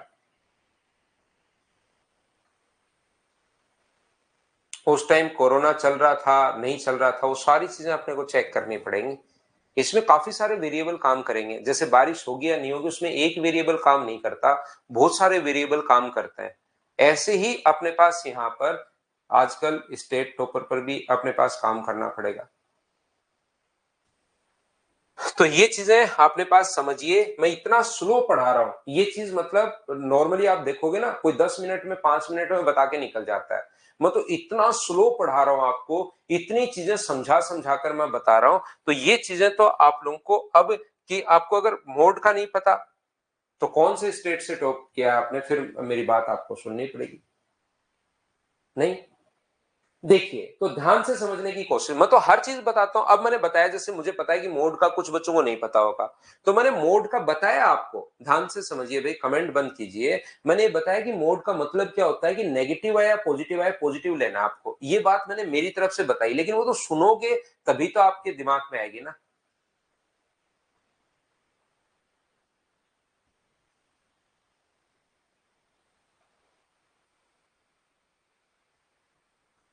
देखिए अब ध्यान से समझने की कोशिश करना, किसी स्टेट, देखो मैं अगर किसी बच्चे से बात कर रहा हूं, एक चीज और मैं आपको बता दूं भाई, किसी बच्चे से अगर मैं बात कर रहा हूं, इसका मतलब पर्टिकुलर उसी बच्चे से, आप लोग कमेंट मत किया करो, क्योंकि मैंने तो जो क्वेश्चन पूछा उसका उसको बुरा नहीं लगता, क्योंकि इधर से मैं बता रहा हूं, मैं एक टीचर हूं, मैं उसको समझाने के लिए कुछ बता रहा हूं कि इस चीज पर ध्यान देना आपको। लेकिन आप लोग कमेंट मत किया करो उस बच्चे पर या किसी पर, फिर थोड़ा सा ठीक नहीं लगता उसको। इसलिए आप लोग एक दूसरे बच्चे पर कमेंट नहीं किया करो, ये अपनी क्लास पर ध्यान रखो आप लोग, ठीक है ना। मैं तो कुछ समझाने के लिए मैं बता रहा हूं कि आप इस चीज पर ध्यान देना है। जैसे मैंने मोड की बात बताई, कि मोड की बात मैं बताकर गया हूं कि पॉजिटिव आपको लेना है। देखो, या किसी स्टेट का नाम भी अपने को नहीं लेना है, किसी का भी। देखिए, ध्यान से समझने की कोशिश करना। अब आप लोग सभी लोग, मैं आपको ये बताने की कोशिश कर रहा हूं, ये समझाने की कोशिश कर रहा हूं प्रत्येक बच्चे को, कि अपने पास यहां पर, अब ध्यान दो भाई, कमेंट बंद करना, ध्यान से सुनना मैं क्या बताना चाह रहा हूं। दो साइड्स का सम हमेशा 3 नंबर पॉइंट और 4 नंबर पॉइंट, दो साइड का सम हमेशा तीसरे से बड़ा और दो साइड का डिफरेंस हमेशा तीसरे से छोटा होता है, ये आप लोग याद रखना। तो जैसे एक आया हुआ क्वेश्चन ये है कि एक ट्रायंगल अगर अपने पास है, ध्यान से समझिए, ए बी और सी।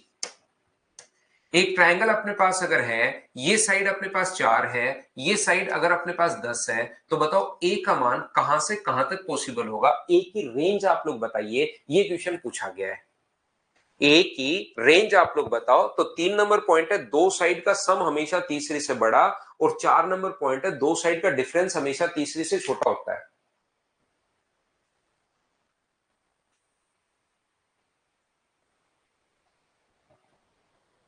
तो यहां पर मुझे एक बात बताइए आप लोग सभी लोग, दो साइड्स का सम हमेशा तीसरे से बड़ा और दो साइड का डिफरेंस हमेशा तीसरे से छोटा होता है। तो मुझे एक बात बताइए, प्रत्येक बच्चा मिलकर इस बात को बताओ, क्या दो साइड्स का सम 14 तो तीसरे से बड़ा होगा और दो साइड का डिफरेंस तीसरे से छोटा होगा? हाँ और ना बताइए। क्या आप लोग ये बात समझ पाए हो क्या सभी लोग, कि यहां पर ये हम लोगों ने ले लिया है।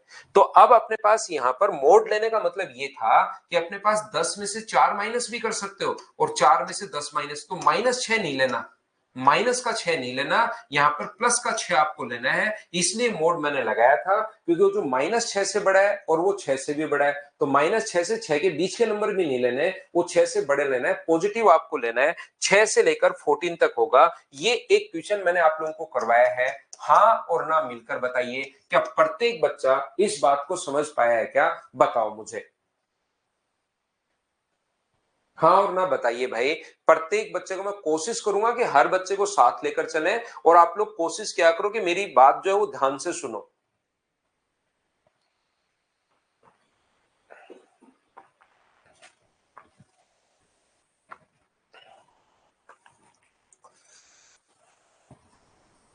यहां पर मैं एक बार फिर पूछता हूं यही क्वेश्चन, मुझे एक बात बताइए, ये जो है अपने पास ए बी और सी, यहां पर अपने पास ये वाली साइड अपने पास मान लीजिए 6 है या 4 है, और ये वाली जो साइड है वो अपने पास 10 है, और ये वाली साइड ए है। तो ए का मान कहां से कहां तक पॉसिबल है? पहला क्वेश्चन, ए की रेंज आप लोग बताइए, रेंज या प्रास बताओ कितनी होगी?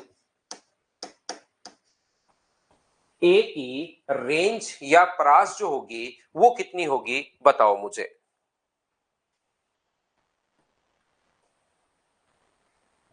तो आप लोग कहोगे सर ए की रेंज या प्रास, दो साइड्स का सम हमेशा तीसरी से बड़ा, तो तीसरी साइड ये है, दो साइड्स का सम हमेशा तीसरी से बड़ा और दो साइड का डिफरेंस हमेशा तीसरे से छोटा। उम्मीद है ये बात दूसरी बार मैं बता रहा हूं आपको, सभी बच्चे को समझ में आई होगी। अगर यहां पर एक बच्चे ने जैसे लिख दिया आकाश ने 7 से लेकर 13 तक होगी, ये आपने गलत लिख दिया। आकाश 6.1 भी तो हो सकती है, स्वाति ने भी 7 से 13 लिख दिया। ये साइड 6.1 भी हो सकती है, 6.2 भी हो सकती है, 6.3 भी हो सकती है, 6.4 भी हो सकती है, 6.5 6 से बड़ी होगी, 6.01 भी हो सकती है। तो 7 से 13 आप लोग नहीं लिख सकते। कब तक नहीं लिख सकते? कब लिख सकते हो 7 से 13 तक? जब मैं कहूं कि ए का मान इंटीजर है। अगर मैं बोलता हूं ए का मान इंटीजर है, ए का मान पूर्णांक अपने पास है, अब मुझे बताइए ए का मिनिमम मान क्या होगा। अगर मैंने क्वेश्चन में डाल दिया, मैंने क्या डाल दिया, एग्जामिनर डाल देगा कि यहां पर मुझे बताओ ए का मान, अगर अपने पास इंटीजर है तो दूसरा क्वेश्चन अपने पास होगा ए का अपने पास मिनिमम वैल्यू आप लोग बताइए कि ए की मिनिमम वैल्यू अपने पास क्या होगी। तो आपको होगी सर ए की जो मिनिमम वैल्यू होगी वो अपने पास 7 होगी। बोलिए बिल्कुल ठीक है क्या? हाँ, 6 से बड़ा और एक इंटीजर होना चाहिए, 6 से बड़ा और 14 से छोटा। तो 6 से बड़ा जो इंटीजर होगा वो 7 होगा। बोलिए सभी लोग समझ पाए हो क्या?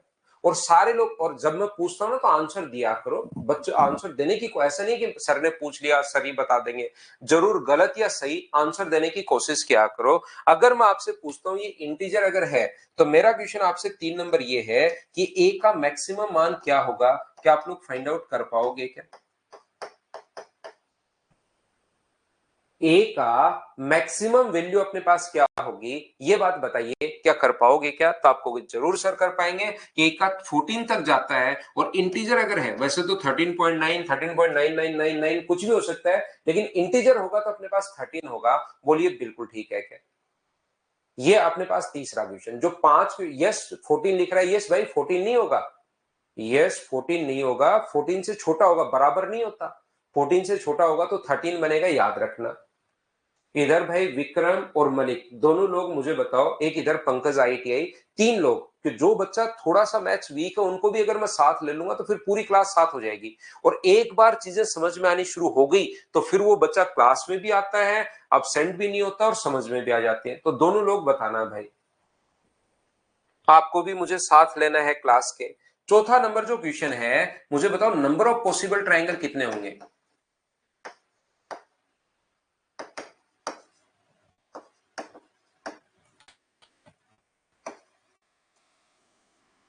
त्रिभुजों के अपने पास नंबर ऑफ पॉसिबल ट्राइंगल कितने होंगे, त्रिभुजों के संभावित मान कितने होंगे बताओ। मुझे बताओ त्रिभुजों के संभावित मान कितने होंगे। तो त्रिभुजों के संभावित जो मान होंगे वो कौन कौन सा होगा, अपने पास साइड 7 8 9 10 11 12 13 तक अपने पास होगी। तो 3 और 4 7, त्रिभुजों के संभावित जो मान होंगे वो मुझे बताइए 7 होगा। बोलिए बिल्कुल ठीक है क्या? नंबर ऑफ पॉसिबल ट्राइंगल अगर आप लोगों से कोई पूछे तो वो अपने पास कितना होगा, तो आप कहोगे सर वो अपने पास 7 होगा। ये दूसरा तरीका, नंबर ऑफ पॉसिबल ट्राइंगल अगर कभी भी हम लोगों से पूछता है, ध्यान से समझना मैं क्या कहने की कोशिश कर रहा हूं। नंबर ऑफ पॉसिबल ट्राइंगल अगर कभी भी हम लोगों से पूछता है, नंबर ऑफ पॉसिबल ट्राइंगल ये गिन लिए भाई, 1 2 3 4 5 6 7। कैसे, कुछ बच्चों की बात नहीं समझ में आई, मैं फिर बताता हूं। पहला जो है वो ट्राइंगल होगा 4 10 और साइड 6 से बड़ी 7 ले लोगे, एक ट्राइंगल। ए का मान 6 से बड़ा और 14 से छोटा होना चाहिए और इंटीजर अगर है तो अपने पास 7 हो गया। दूसरा ट्राइंगल अपने पास कितना होगा, 4 और 10 तो फिक्स है, इस ए का ही तो मान चेंज हो सकता है, ए का मान अपने पास 8 है। फिर कौन सा होगा, फिर अपने पास होगा 4 10 और अपने पास यहां पर 9 होगा। फिर कितना होगा, फिर 4 10 और अपने पास 10 होगा, नंबर ऑफ पॉसिबल ट्राइंगल। फिर अपने पास कौन सा होगा, फिर अपने पास होगा 4 10 और अपने पास यहां पर 11 होगा। फिर कौन सा होगा, 4 और 10 तो फिक्स है, ए का मान ही तो चेंज हो सकता है, 12 होगा। फिर कौन सा होगा, फिर अपने पास होगा 4 10 और 13, उसके बाद 14 हो नहीं सकता। ये ऐसे करके 7 ट्राइंगल पॉसिबल है। हाँ और ना बताइए, क्या आप लोग समझ पाए हो क्या?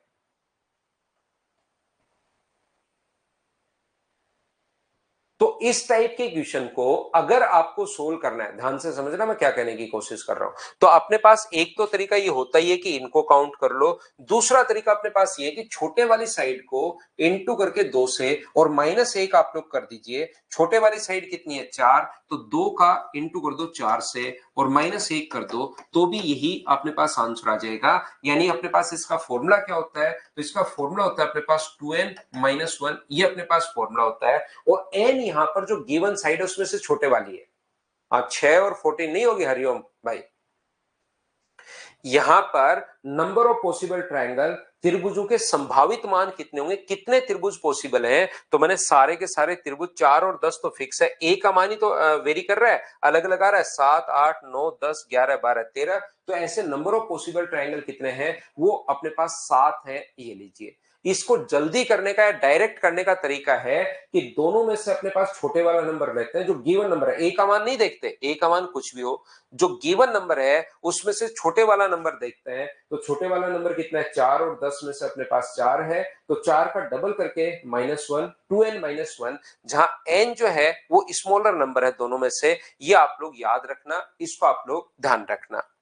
मुझे एक बात बताइए, प्रत्येक बच्चा मिलकर, सारे लोग मिलकर मुझे एक बात बताओ, 4 से लेकर या अपने पास 10 से 20 के बीच कितने नंबर होंगे?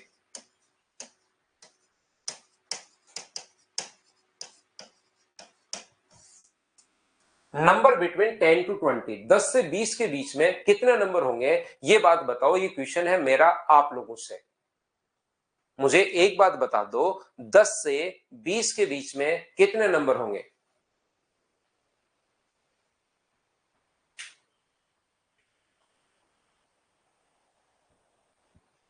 तो 10 के बीच में सौरव ठाकुर लिख रहा है 19। अब बताओ, एक बच्चा तो 19 लिख रहा है, 10 से 20 के बीच में 19 नंबर, सारे इंटीजर है, ध्यान रखना। 10 के 20 के बीच में 19 नंबर। अब बताओ इसको शाबाशी दें या क्या दें इसको? इंटीजर की मैं बात कर रहा हूं, याद रखना। एक बच्चा जो इनफाइनाइट लिख रहा है, चंद्रा गुरशन का तो अब भी नंबर 19 है, तो उसको लगता है ये फॉर्मूला मेरे पास बता दिया सर ने कि जब भी नंबर निकालना है तो इसको इंटू करते हैं हम लोग 2 से। 2 गुना 10-1, आंसर अपने पास आ गया 19। अब आपकी जिंदगी में कभी भी कुछ इन लोगों को बनाना है तो ये तो यही फॉर्मूला बना देंगे। कुछ भी अपने पास हो, इनको पैसे कमाने हैं, इनको रुपीज को कन्वर्ट करना है पैसे में, पैसे को कन्वर्ट करना है रुपीज में, ये रहा। इनको यहां से जयपुर से भरतपुर की दूरी निकालनी है, जयपुर से दिल्ली की दूरी निकालनी है, 2 इंटू जयपुर -1। कुछ भी कोइन के तो एक फॉर्मूला दिमाग में छप गया, वही लगेगा। इसके बीच में ध्यान रखना, अपने पास कुछ बच्चों ने जिन्होंने 9 लिखा वो बिल्कुल ठीक है, 10 जिन्होंने लिखा, जैसे राम अभी तक 10 लिख रहा है, ध्यान रखना राम, अगर आप 10 नंबर लिख रहे हो तो मुझे एक बात बताइए कि क्या, मुझे एक बात बता दो, 2 और 3 के बीच में कितने नंबर है?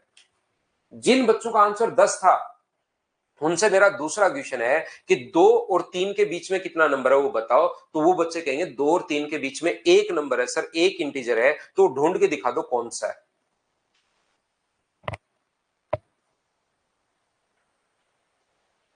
तो आपको रटना नहीं है कोई चीज, एक बार 2n-1 बता दी तो आप लोग रट लो उसको कि सब कुछ। अब मैं पूछ क्या रहा हूं, क्वेश्चन आप लोग देखोगे तो इसके बीच में अपने पास कोई नंबर नहीं है, 0 नंबर है।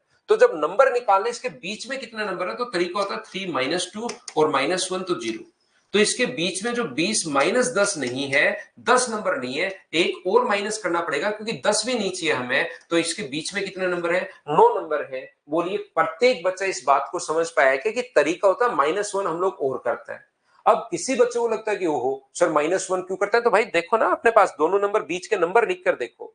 10 ले लोगे तो क्या 10 सही होगा, क्या 10 नहीं होंगे, लिख कर देख लो, 11, 12, 13 ऐसे करके सारे के सारे नंबर लिख कर देख लो। अपने पास बीच का नंबर अपने पास यहां से 9 ही आएंगे, तो उसमें से घटा के 1 और माइनस करते, याद रखना।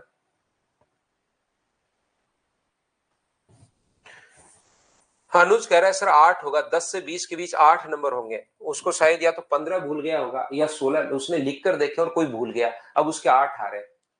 अनुज के अभी भी 8 आ रहे हैं, तो क्या करें बताओ? 11, 12, 13, 14, 15, ये सुंदरम ने नंबर लिख दिया। अनुज इनको गिनो, आपने जो काउंटिंग लिखी ना उसको मत गिनो। आप जो सुंदरम ने नंबर लिख दिए, देखिए आपके कमेंट बॉक्स में दोनों पर मैं 7 पढ़ा रहा हूं, मदर्स पर और सिंकोरी एजुकेशन पर, 2 प्लेटफॉर्म पर मैं 7 पढ़ा रहा हूं। तो इधर एक बच्चा है उसके 8 ही नंबर आ रहे थे, तो एक सुंदरम ने लिख दिया कि भाई ये काउंट कर लो, तो ये काउंट कर लो भाई। तो देखिए मैं आपको क्या कह रहा हूं, यहां पर मुझे एक बात बताइए, ये वाली साइड मान लो अपने पास यहां पर x है, n है, ये वाली साइड m है और ये वाली साइड a है, और इन दोनों में से a का मान तो पूछा है, n अपने पास छोटा नंबर है और m अपने पास बड़ा नंबर है। ध्यान से समझने की कोशिश करो, प्रत्येक बच्चा, n अपने पास छोटा नंबर है और m अपने पास बड़ा नंबर है, तो मुझे बताइए दो साइड्स का जो सम होता है वो तो तीसरी से बड़ा। ये चीज तो मैंने आपको अभी भी समझाई है, और दो साइड का डिफरेंस हमेशा तीसरे से छोटा होता है। ये लीजिए अपने पास यहां पर m बड़ा नंबर है, n छोटा नंबर है। तो पहले सबसे पहले ये लाइन मैंने कैसे लिख दी, क्या ये बात तो समझ पाएगा, तीसरे को और चौथे को मिक्स करके लिख दिया। दो साइड्स का सम हमेशा तीसरे से बड़ा और दो साइड का डिफरेंस हमेशा तीसरे से छोटा होता है। बताइए ये बात समझ पाए हो क्या? हाँ और ना बताओ सभी लोग। अब एक बच्चा लिख रहा है कि सर n का मान a और m के बीच होगा। अब उसको मैं क्या समझाऊं? a का मान अपने पास ऐसा नहीं होता a और m के बीच होगा, ये लो। अब कितनी बार मैं बताऊं कि तीसरी साइड इन दोनों के बीच में नहीं होती, सम और डिफरेंस के बीच होती है। बताओ कैसे समझोगे आप? अब ऐसी गलती करोगे तब तो मैं कहां कहां ठीक करता रहूंगा आपको।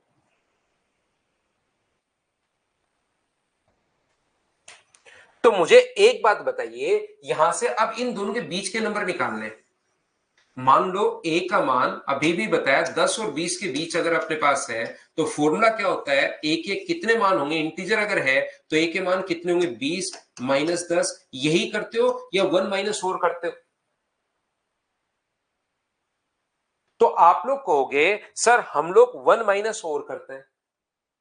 हम लोग यहां पर 1 माइनस और करते हैं, ध्यान से सुनना आप लोग। तो मुझे एक बात बताओ, ये अपने पास अभी भी मैंने बताया कि ये फॉर्मूला 20 माइनस 10 माइनस 1, 1 और माइनस करेंगे तो इसके बीच के नंबर निकालने हैं। तो अपना तरीका क्या होगा, तो आप कहोगे m plus N, m minus N, बीच के नंबर में से सर इसमें से ये नंबर घटा के 1 और माइनस करते हैं क्या? ठीक है क्या?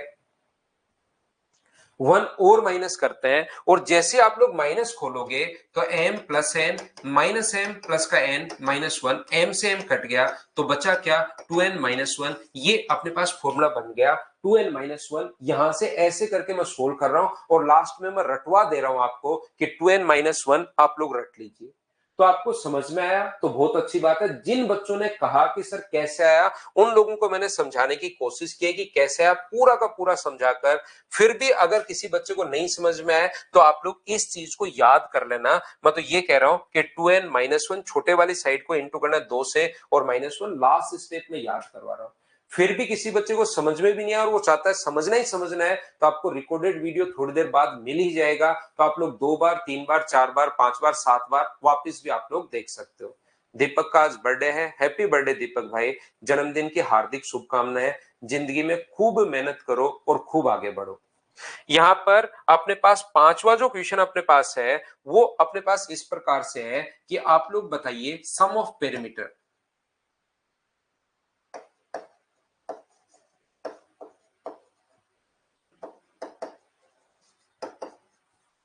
परिमापों का योग।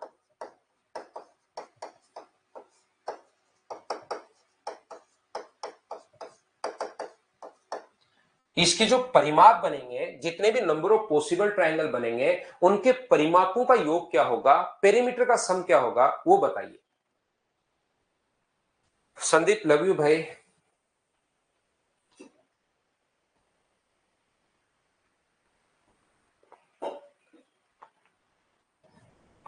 संजीव का भी आज बर्थडे है। संजीव, हाँ आपको भी हैप्पी बर्थडे भाई, जन्मदिन की हार्दिक शुभकामनाएं।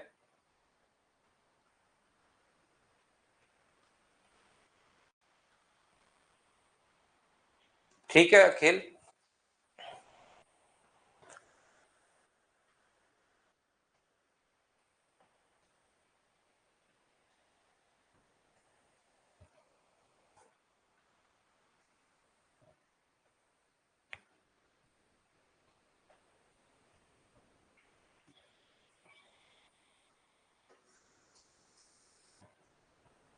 परिमापों का योग हम लोगों से पूछा है, जितने भी ट्रायंगल अपने पास है। इंद्रनील पात्रा, आप मेरा क्वेश्चन नहीं समझ पाए। जितने भी नंबर ऑफ पॉसिबल ट्रायंगल बनेंगे, इस बच्चे ने लिख दिया 4 प्लस 10 प्लस ए, लेकिन मैं ये पूछ रहा हूं नंबर ऑफ, पहली बात तो पेरीमीटर का मतलब होता है तीनों साइड्स का सम। और फिर मेरा क्वेश्चन ये है कि नंबर ऑफ पॉसिबल ट्रायंगल जितने बनेंगे, जितने अपने पास बनेंगे, उनका अपने पास योग पूछा है, जितने भी ट्रायंगल अपने पास बनेंगे। तो बताओ पहले ट्रायंगल का कितना होगा, 4 प्लस 10 प्लस 7 परिमाप। दूसरे का कितना होगा, 4 प्लस 10 प्लस 8, फिर 4 plus 10 plus 9, 4 plus 10 plus 10, 4 plus 10 plus अपने पास 11, 4 प्लस 10 प्लस अपने पास 12, 4 प्लस 10 प्लस अपने पास यहां पर 13। इस प्रकार से अपने पास इन सभी को जोड़ना है। बोलिए आप लोग सब बच्चे समझ पाए हो क्या कि परिमाप का योग इनको जोड़ना है। तो अब आप लोग यहां पर ध्यान से समझना, आप लोग इन सभी को इधर जोड़ लो।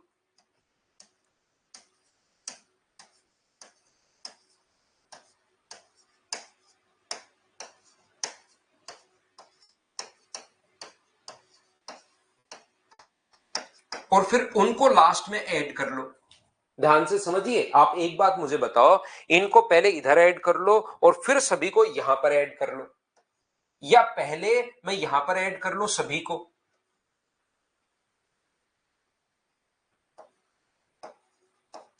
ऐसे ही इसको ऐड कर लूं,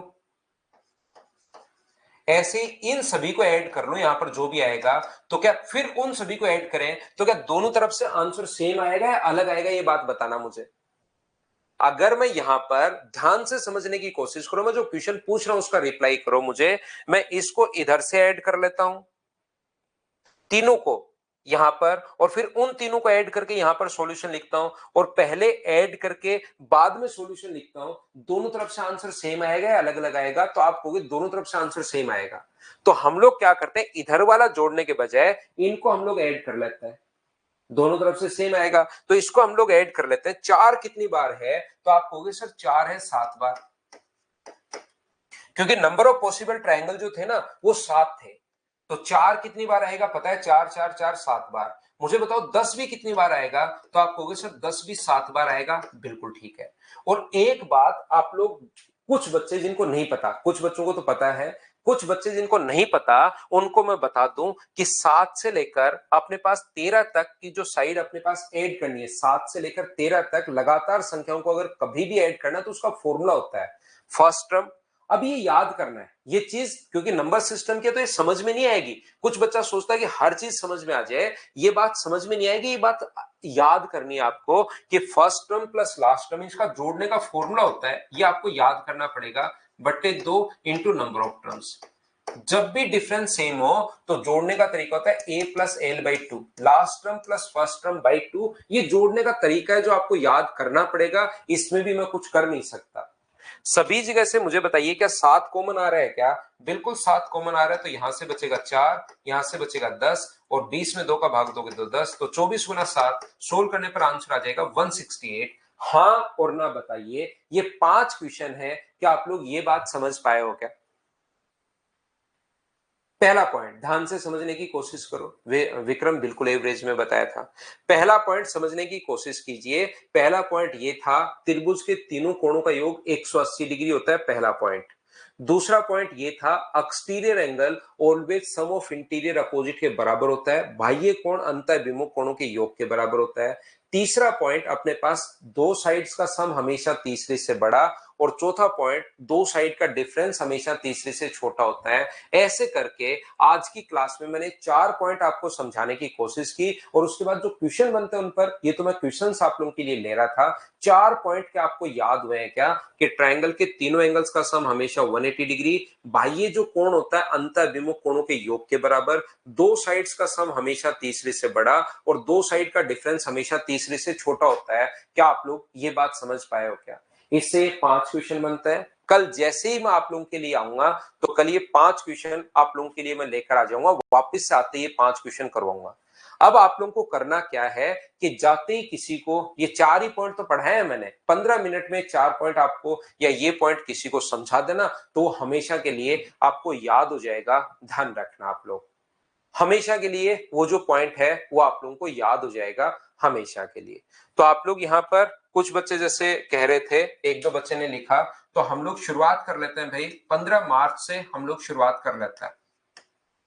शाम का बैच होगा वो, याद रखना। सुबह मेरे पास टाइम है नहीं, सुबह तो यही टाइम मेरे पास रहता है।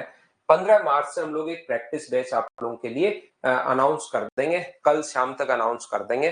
तो आप लोग देख लेना, जो भी बच्चा प्रैक्टिस करना चाहे मेरे साथ साथ, तो आप लोग देख लेना। 15 मार्च को हम लोग डिसाइड कर लेते हैं। शाम का टाइमिंग रहेगा अपना, शाम का टाइमिंग हम लोग 6 से 7 रखेंगे, 6 to 7। ये जो टाइमिंग रहेगा प्रैक्टिस बैच के लिए, वो शाम का टाइमिंग रहेगा, 6 to 7 का टाइमिंग हम लोग रखेंगे। ठीक है। तो पंकज, लव यू भाई। तो चलिए कल मिलते हैं, आज के लिए सिर्फ इतना ही। Thank you, bye bye, take care.